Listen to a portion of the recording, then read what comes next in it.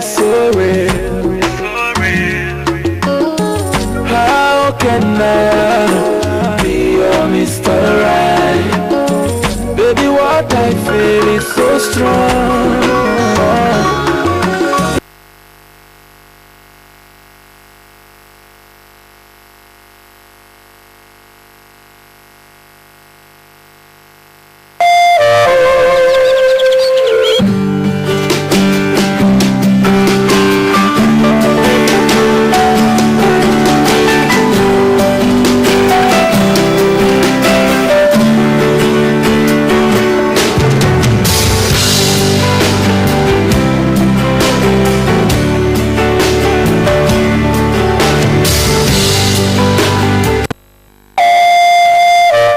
Salut et bienvenue à ce nouvel épisode de Regard Positif. Je rappelle que ce magazine, il est socioculturel et dans le seul but de pouvoir marteler sur des valeurs qui sont positives et lutter contre les anti-valeurs, tout en étant conscient que les vices ne cessent de prendre place des vertus. Voilà même le pourquoi de ces magazines. Devant vous, Grace Kawanga. Concept, c'est moi qui ai conçu ces magazines et c'est moi qui présente ce magazine. Alors nous sommes déjà à la fin du mois de janvier et ce soir nous allons nous baser sur l'analyse de la pratique des sous-entreprises. On va essayer d'échanger avec un invité sur ces plateaux, mais nous allons plus nous baser sur les traitements des personnels et gestion de carrière. Alors mesdames et messieurs, je rappelle que cette édition, nous avons le réel plaisir de recevoir pour vous un expert congolais en microfinance et comptabilité ACCA. Il s'agit bien de M. John Kangolo, qui est ce dernier. Il est spécialiste du management international, master en DEG, donc droit économie et gestion, à l'université de Poitiers en France.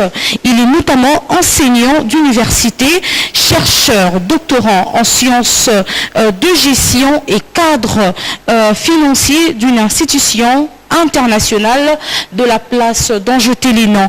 Alors, bonjour Monsieur John Merveilleux et bienvenue. Bonjour Grace, merci de l'invitation, merveilleux. Voilà, c'est long votre présentation, hein? Donc vous n'êtes pas petit poisson. Évidemment. Voilà, alors plein succès, nous présentons plein de bonnes choses pour cette année 2016 et c'est la 3e fois que ce magazine de Regard Positif vous reçoit. Un mot, un commentaire sur ce magazine? Très important. Je pense qu'on a pu faire beaucoup de choses les années passées. Voilà. Merci pour la première invitation à cette nouvelle année. Et voir comment on va faire des nouvelles perspectives. Voilà. Alors, tout le plaisir est aussi pour nous de vous recevoir dans ce magazine. Et question d'analyser la pratique de sous-entreprises, surtout se baser sur les traitements des personnels et la gestion des carrières. Exactement. Alors, avant de pouvoir attaquer, Monsieur John, vous êtes chercheur, doctorant en gestion, comme rappel déjà sur votre personne. En quelques mots, faites-nous savoir votre domaine de recherche. En fait, comme tu l'as dit, j'ai un master en droit, économie et gestion. Je l'ai obtenu en France, à l'Université de Poitiers. Oui. Et là, j'ai continué avec mon doctorat en sciences de gestion. En fait, avec aussi la carrière professionnelle comme enseignant, université bien sûr. Et comme économiste, j'ai toujours fait plusieurs recherches sur plusieurs domaines. Et je me concentre plus dans mon évolution pour le doctorat. Je me concentre plus sur l'administration publique, la gestion et l'administration publique. Voilà. Alors, nous venons d'écouter des amples renseignements sur la gestion et administration publique. Alors, voilà, renseignez-nous aussi sur une sous-entreprise. Donc, c'est quoi une sous-entreprise ? Ok, merci bien. La question est du sujet qui est très important. De l'actualité, je pense, on en parle partout dans les ministères du Travail, dans tous les services de travail en RDC. En fait, la sous-entreprise, c'est une forme de traitement de cerveau pour les entreprises qui veulent pas avoir des employés à temps plein ou des employés permanents dans l'entreprise. Ils recourent à des sociétés qui peuvent sous-traiter. En fait, les sous-entreprises sont généralement aussi des entreprises, mais qui sont en collaboration généralement avec les autres entreprises pour mettre en place certaines valeurs, certains cerveaux afin de pouvoir travailler pour eux. Voilà, merci M. John Kangolo, nous avons retenu ces renseignements. Mais pouvez-vous aussi nous éclairer cette zone des traitements des personnels et gestion de carrière? En fait, la question elle est vaste, Oui. elle est vraiment très grande. Ici, je pense qu'on pourra bien l'aborder dans le sens où il y a plusieurs faits que nous, économistes, on essaie d'observer bien sûr sur notre pays. Et en voyant cela, on essaie de poser des questions, voir comment est-ce que ça fonctionne, voir ce que le ministère des tutelles est en train de faire comme action pour pouvoir cadrer tout ça. Mais en fait, selon nos analyses et constats sur le marché de l'emploi, il s'avère que de plus en plus, la plupart des sociétés qui s'installent en République démocratique du Congo commencent à faire forme de recours à des services de sous-traitance. Disons, ils utilisent des sous-entreprises pour pouvoir échapper un tout petit peu à ce qu'on qualifie de charges sociales qui seraient à l'air d'eau si jamais ils utilisaient à temps plein les travailleurs. Et ce phénomène est en train de prendre vraiment son socle, même dans le cadre où il ne serait pas vraiment utile. Alors, j'aimerais te donner un exemple très concret par rapport à ce qui arrive. Normalement, par définition, les entreprises de sous-traitance ne sont pas généralement les entreprises qui devraient gérer la carrière de personnel.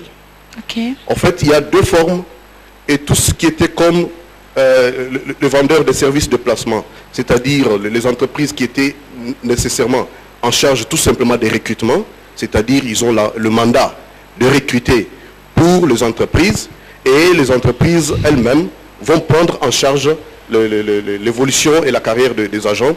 Aujourd'hui, toutes ces entreprises se transforment en entreprises de gestion de personnel. Une fois recrutés, ils mettent en place les travailleurs et ils cherchent à gérer leur carrière. Et ce qui ressort de tout ça, c'est la manière dont les contrats sont définis, c'est la manière dont ces employés sont traités, et vraiment ça reste à désirer. Ok, nous allons arriver là. Alors voilà, M. John Kangolo, quelle analyse faites-vous sur les traitements des personnels, et également en tant que chercheur, on se demande quelles problématiques trouvez-vous dans nos entreprises en ce qui concerne le traitement du personnel? Merci bien. Le problème, il est profond. Oui. Il est profond dans le sens que, vous savez, les grandes entreprises, lorsqu'ils viennent en République démocratique du Congo, avant de les implanter, ils ont un cahier de charges, ils ont un contrat social avec le gouvernement. Dans ce contrat social, ils définissent le nombre d'emplois qu'ils peuvent avoir dans une période déterminée. Ils peuvent dire dans 5 ans, on peut créer 5 000, 6 000, 7 000 emplois. Oui. Et ça, c'est un contrat avec le gouvernement. Et ces contrats, parfois, arrivent à alléger leurs conditions d'acquisition des documents nécessaires pour s'implanter en RDC. Et au-delà de ça, ce qui arrive, c'est quoi?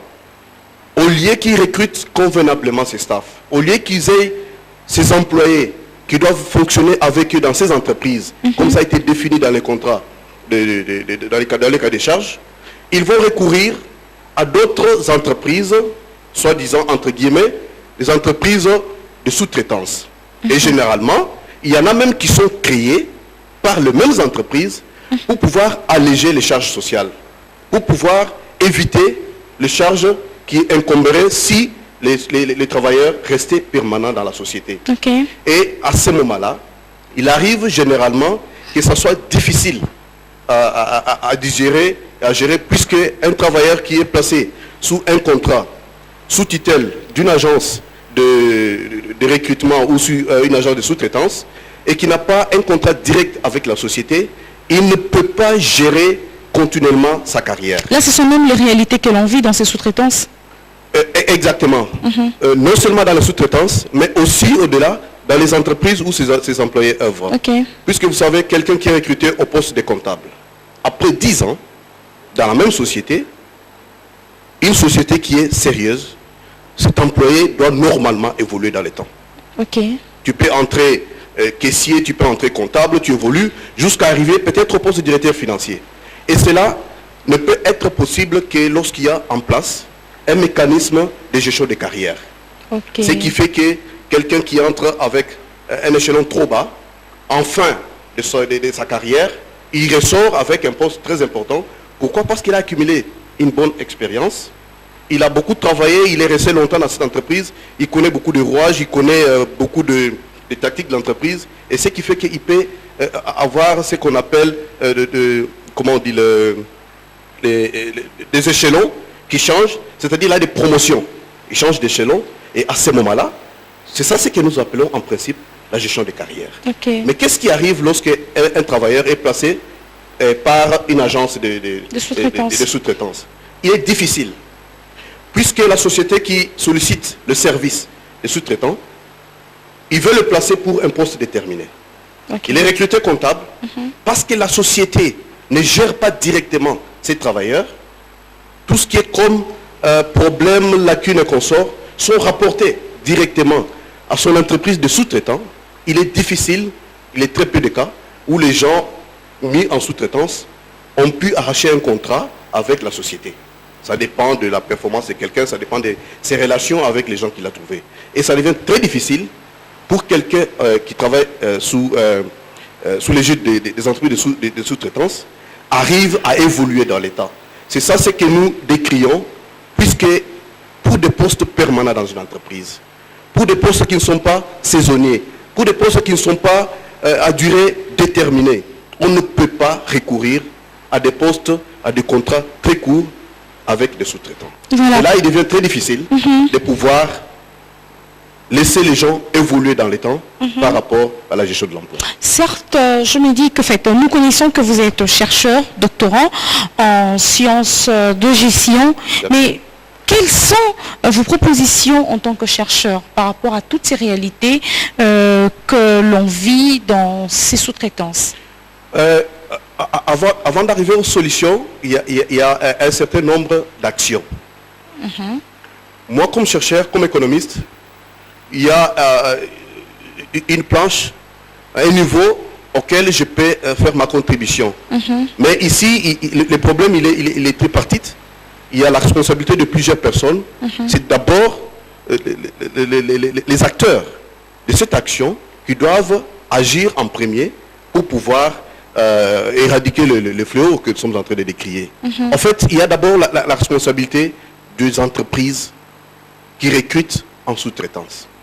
Il est vrai qu'ils échappent à certaines charges sociales, comme le transport, comme les allocations familiales, les soins médicaux des agents.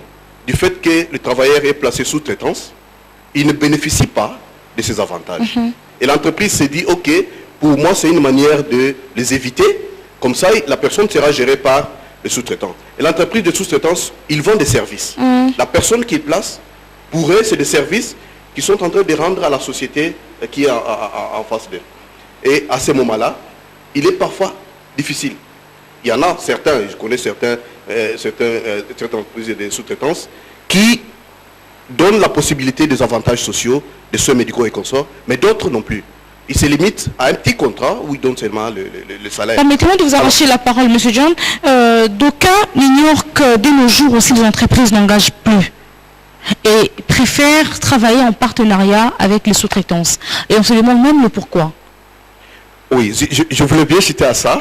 Laisse-moi d'abord terminer sur la responsabilité des trois parties prenantes dans cette démarche. Alors, je parlais tantôt des entreprises qui évitent les charges. Mais en évitant les charges, ils ont ces travailleurs en permanence. Parfois, ils travaillent sur des postes qui sont clés et très sensibles. Moi, je suis financier des formations et des carrières aussi.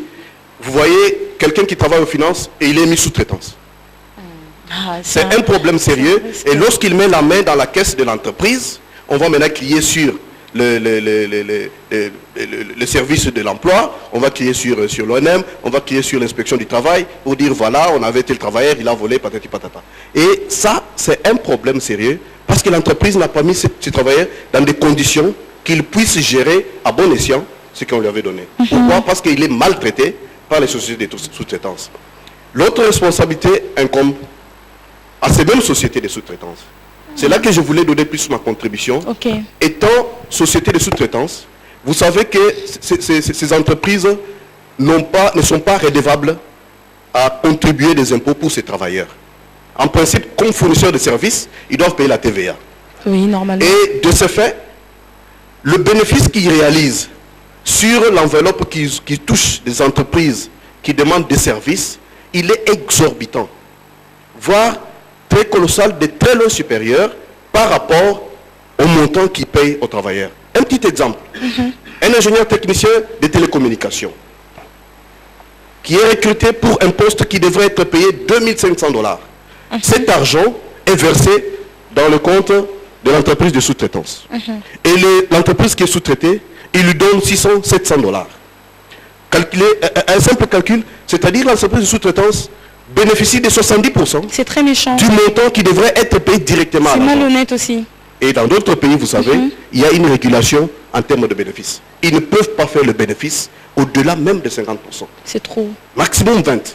Et moi, je voulais que l'État puisse réguler à ce niveau. C'est à ce niveau-là que nous, économistes, ça tique un peu de voir ces entreprises s'enrichir sur le dos des travailleurs. Ok. Et ce qui est encore très étonnant et très énervant, c'est qu'à un moment donné, les entreprises qui ont besoin de services se mettent à recruter elles-mêmes. Eux-mêmes. C'est-à-dire, ils utilisent les standards très élevés, les standards internationaux des recrutements, avec des conditions très très difficiles, un CV très calibré, beaucoup d'interviews, beaucoup de tests, et une fois que les candidats passent, on place ces candidats sous traitance. C'est méchant. Il est parfois difficile de comprendre. Vous recrutez quelqu'un et au finish, vous lui dites, ton employeur c'est elle, il faut aller signer le contrat avec quelle société de sous-traitance. C'est aberrant. Et alors on se demande pourquoi est-ce que les entreprises elles-mêmes préfèrent travailler en partenariat avec les sous-traitances. Qu'est-ce qu'ils évitent? Il y a plusieurs sons de cloche. Il y a des entreprises très mal intentionnées qui créent des sous-petites entreprises comme des entreprises succursales à elles-mêmes. Ok. Et ils prétendent que ce sont des entreprises de sous-traitance. Ils utilisent cette astuce-là juste pour éviter, comme j'ai dit tantôt, les charges sociales et faire semblant de recruter et de payer ces gens convenablement, verser des montants exorbitants à ces entreprises de sous-traitance. Mais au retour, c'est eux-mêmes qui gèrent la situation. Êtes-vous d'accord avec moi que c'est une forme de malhonnêteté? Une malhonnêteté aggravée. Un antivaleur qu'il faudrait lutter. Il faudra lutter, et c'est pour cela que je voudrais maintenant parler des troisième partie dans cette démarche, c'est notre gouvernement. Wow. Je suis très d'accord. J'ai vu une action très importante en novembre 2014 qui a été menée par le professeur Bahati Lukwebo, mon prof que je salue à distance.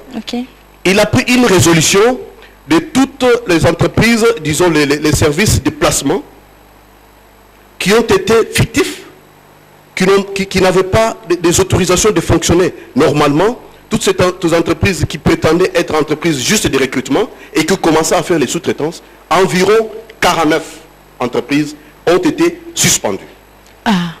Il a fait l'arrêté et il a suspendu ces entreprises. Il leur a interpellé de respecter le chapitre 8 du Code du travail. Qui définit, quand bien même ce n'est pas trop explicite, il définit les modalités des entreprises de sous-traitance. Et ça, il a pris une résolution très correcte. Et je salue aussi le courage et la décision de l'actuel vice-ministre en charge du travail, emploi, travail et prévoyance sociale. Lorsqu'il a été invité par le Premier ministre, la Troïka stratégique, récemment, il a présenté les statistiques d'évolution, de réduction de chômage. 12% dans le secteur formel. Ce qui veut dire 88% dans l'informel. Ce qui est difficile dans l'informel, vous savez, on ne sait pas contrôler, on ne sait pas réellement... Est-ce qu'ils sont réellement créés ou ils ne sont que fictifs? Les emplois peuvent être créés. Et moi, comme économiste, ce que j'appelle emploi, ce n'est pas ce qui est éphémère, parce qu'on a défini, parce que l'ONEM a reçu l'offre d'emploi, qu'ils ont stampé et puis qu'ils ont publié. Cela ne signifie pas nécessairement qu'il y a eu de l'emploi. Ce que nous appelons emploi, c'est-à-dire on veut voir un Congolais en place, avec un contrat de travail, avec un salaire décent par rapport à sa position, à ses diplômes et à son niveau de la société. Mais monsieur John, vous vivez à Kinshasa, vous vivez en RD Congo. Vous n'allez pas quand même me dire que c'est parce que ces jeunes gens congolais qui travaillent, qui font aujourd'hui le taxi moto-taxi, aujourd'hui ils sont considérés comme étant des employés, des travailleurs. Vous êtes à Kinshasa, hein? Oui, exact. Je pense que c'est ce que je disais tantôt, qu'ils sont ce sont des activistes de l'informel. On ne sait pas évaluer exactement ce qu'ils font. Et vous savez d'abord, si un emploi ne parvient pas à payer ne fût-ce que les SMIC, à mon avis, moi je considère ça comme du chômage caché. Ce n'est pas nécessairement de l'emploi. Mais laisse-moi terminer sur l'action du vice-premier ministre. Ok, très rapidement. Il a complètement pris une résolution lors du comité national de l'emploi, du travail. Il a pris une résolution de renforcer la loi du travail par rapport au respect des sous-traitances. Okay. Moi, ce que je voudrais, ça traîne, je n'ai pas encore vu cette loi promulguée, peut-être c'est déjà au journal officiel, mais ce que je voudrais, si ce n'est pas de la compétence du ministère du Travail, qu'il recourt au ministère de l'économie pour qu'on puisse réguler, qu'on puisse définir le plafond de bénéfices que les entreprises de sous-traitance doivent profiter sur le dos des travailleurs qu'ils placent. On ne va pas refuser qu'il y ait des entreprises de sous-traitance.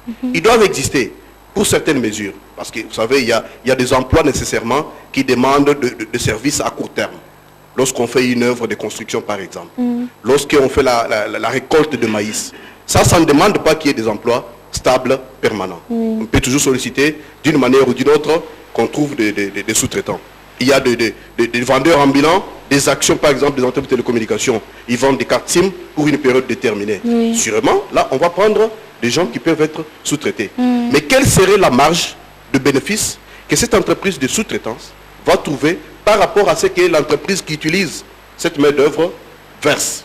C'est vrai, eux, ils définissent un contrat avec un montant global, et ils essaient un peu de manigancer pour payer le montant dérisoire. Mais là, c'est l'exploitation des agents. C'est à ce moment-là que toutes les trois parties doivent être interpellées. Lorsque l'interpellation ne parvient pas à pouvoir mettre en place des mécanismes réels qui puissent éradiquer la situation, je pense que c'est la loi qui remet les gens en ordre. Et là, l'arrêté du ministre serait vraiment la bienvenue, dans le sens que ça doit réguler la situation. Et en termes de définition des emplois qui peuvent être sous-traités, et en termes de bénéfices qu'ils doivent trouver sur le dos des travailleurs qui sont placés, et au niveau des entreprises, de voir comment est-ce que ces entreprises doivent normalement gérer la carrière des travailleurs qui sont à leur service. Vous savez, la loi du travail, dans ce chapitre 8, définit que lorsque les travailleurs sont placés en sous-traitance et qu'ils ne travaillent pas au sein de l'entreprise elle-même, leur champ d'action est un peu éloigné de l'entreprise. Là, je prends par exemple l'entreprise de construction, où les chantiers peuvent être ailleurs et l'entreprise est ailleurs. Ces agents, s'ils ne sont pas payés dans les temps, ou ils ne sont pas, ne fût-ce que payés, ils doivent s'en prendre à la société maître d'œuvre et non à la société de sous-traitance. Ça, c'est la loi. Mais je peux vous assurer que dans mes recherches, dans mes interrogations, il y a des agents, des entreprises de télécommunications, des entreprises de mines, qui trouvent leurs collègues qui ont le contrat avec leur société directe, payés à temps, et eux, ils doivent attendre 15-20 jours après. Pourquoi? Parce que la société de toute essence n'a pas encore reçu son enveloppe de la société qui a le contrat avec elle. Parce que la société de toute essence, ils ont aussi leur mécanisme de travailler, de retraiter les salaires, et tout ce temps, c'est les travailleurs qui en pâtissent. Quelle motivation vous allez trouver sur un agent qui trouve son collègue qui a le contrat direct avec l'entreprise? Déjà heureux, à la fin du mois, il peut faire ses dépenses de famille. Et lui qui travaille dans le même bureau, face à face, parce qu'il est sous-traité, il attend 15-20 jours. Sur ces, dites-nous alors, monsieur Kangolo, à qui incombe la responsabilité de cette pratique? Comme je disais tantôt, moi je n'aime pas beaucoup m'atteler sur les gens qui trichent. Vous savez, nous sommes dans un monde capitaliste. Les entreprises qui cherchent les sous-traitants, ils sont capitalistes. Ils cherchent par tous les moyens de maximiser leurs profits et de minimiser les coûts. Les entreprises de sous-traitance, de même, capitalistes, ils vont chercher à maximiser leurs profits et minimiser les coûts. Mais dans tout ça, il y a un aspect social. Et celui qui gère le social de la population, c'est le gouvernement, à travers ses ministères. Ici, le ministère de tutelle, c'est le ministère du Travail, les inspections du travail. Ils doivent prendre des mesures contraignantes. Et d'une manière ou d'une autre, vous savez, du fait qu'il y a vraiment le chômage accru. Oui. Lorsque quelqu'un qui a quitté l'université et il se retrouve 6, 7 mois, une année, 2 ans après de chômage, Travail, oui. il trouve ne fût-ce qu'un petit boulot, il se dit, j'aimerais d'abord arracher. Ouais. Mieux vaut Mais en arrachant cela, lorsqu'ils apprennent par après que voilà, ton contrat a été truqué, ton contrat tu aurais pu toucher autant, généralement ça frustre. Moi je ne vois pas encore, moi je l'ai fait une fois, j'ai déjà rompu un contrat avec une ONGD, j'ai réclamé l'augmentation de salaire et mon directeur me dit, monsieur écoute, vous serez viré, hein? Tu es gradué et tu sais quelqu'un de ton niveau à la fonction publique congolaise combien il touche. J'ai dit monsieur, tu insultes mon pays, tu insultes notre fonction publique, je ne pense pas que dans ton pays, je ne vais pas dire de quel pays il est. Okay. Je lui ai dit, ok, je vais démissionner. Je t'assure. Vous avez démissionné? J'ai démissionné à et je Kinshasa. suis allé rester à la maison, ici à Kinshasa. Ah bon? En 2008. Ah bon? J'ai démissionné et j'ai quitté le service. Bon. Et c'est là, c'est aussi par rapport à ma dignité. Je fais un travail pour lequel je réclame un bon salaire. Et je me vois rabattu à ce niveau-là, je dis non, ça ne vaut pas la peine. C'est une des considérations. Mais c'est difficile de voir tous ces jeunes diplômés qui se recherchent, qui cherchent comment trouver de l'emploi, refuser une offre qui arrive. D'où notre État. Parce que le bien-être de la population est garanti par le gouvernement de la République démocratique du Congo. Ce ne sont pas des sociétés capitalistes. C'est pour cela que je ne veux pas dire que l'erreur incombe aux travailleurs, l'erreur incombe aux sociétés capitalistes, que ce soit la société qui sollicite des services, que ce soit la société qui sous-traite. Donc la part de responsabilité est partagée. Bien sûr partagée, mais en grande partie, moi je me dis, c'est au gouvernement. De prendre des résolutions, des mesures contraignantes. Vous savez, on peut prendre une mesure, on peut mettre en place l'arrêté, mais ça ne suffit pas. C'est les mesures d'application, c'est sa mise en application, c'est le suivi, c'est le contrôle, est-ce que c'est appliqué qui compte plus. Voilà. Qu'est-ce qu'on va faire? Lorsqu'on signe l'arrêté, on dit, on réglemente les secteurs de sous-traitance. Voilà. Par la suite, il faut que les inspecteurs descendent, qui contrôlent si réellement ce qui a été mis comme loi est respecté par les sociétés. Monsieur John, nous venons de vous suivre avec beaucoup d'attention particulière, même du début jusqu'ici, mais nous aimerions aussi que vous puissiez résumer les risques que court l'entreprise en travaillant avec les sous-traitances, ainsi que le pourquoi du manque de transparence entre l'agent et les sous-traitances.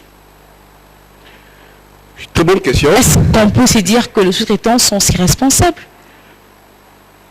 Ok, je pense qu'il y a un sérieux problème à ce niveau-là, surtout le risque que courent les entreprises qui utilisent les sous-traitances. Les entreprises qui bénéficient des services de sous-traitance. Voilà. Le grand risque est que l'entreprise évolue dans le temps.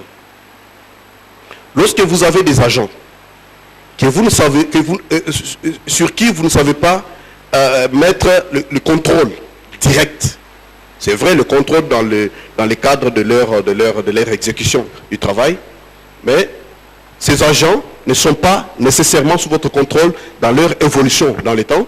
Vous perdez en termes de carrière, puisqu'ils vont acquérir beaucoup de connaissances, et plus tard, là où ils trouvent un contrat avec la société directe, il va partir et puis vous laissez recruter un novice qui va encore plus apprendre. L'autre risque, c'est qu'un agent qui est mal payé, il a des besoins, il ne sait pas nous les 2 bouts du mois, il va voler. Il va tricher. On n'encourage pas le vol. Oui. Mais lorsque vous ne mettez pas l'agent dans les conditions normales, il va faire du n'importe quoi. Et à ce moment-là, c'est un risque très important, c'est un manque à gagner pour l'entreprise. Donc, est-ce qu'on peut dire que cette sous-traitance, les sous-traitances en général, sont-ils responsables? Les sous-traitances en général, responsables d'une manière ou d'une autre, oui, puisque le cas où on commet des forfaits par les agents qui sont placés, l'entreprise directement voit l'entreprise de sous-traitance qui a mis ces travailleurs à leur service. Ils volent, ils trichent, ils vont dire, écoutez, vous nous avez donné quelqu'un qui a triché. On le voit beaucoup avec les services de gardiennage. Oui, beaucoup. Qui sont très mal payés. Nos agents de gardiennage sont très mal payés par les sociétés qui les recrutent. Pendant qu'ils Ils protègent le patrimoine. touchent moins de 50%. Moi, je connais. Je gère des contrats. Ils touchent moins de 50% de ce que nous versons comme caution mensuelle par agent. Mais pourquoi n'y a-t-il pas de transparence entre l'agent et le sous-traitance? Le problème, c'est comme je dis, ils sont capitalistes. Okay. Ils cherchent des bénéfices, ils cherchent à tout prix à augmenter leurs bénéfices. Mais c'est la loi qui doit réguler cela. Et l'entreprise qui utilise les sous-traitances doit être aussi très transparente avec les agents qui travaillent. Doit dire, écoutez, pour ces postes, nous, on verse autant à cette entreprise de sous-traitance. Okay. Comme ça, il sait que si c'est 2 000 $ et qu'ils doivent prendre ne fût-ce que 20%, ce qui fait 400 $. Et évidemment, il s'est dit, je n'aurai pas moins de 1 500 $. À cet effet, M. John, on se demande qui dit la loi congolaise bien sûr, en matière de sous-traitance ou encore de sous-entreprise. Et est-ce que notre loi permet aussi aux entreprises de faire le suivi des agents dans les sous-traitances?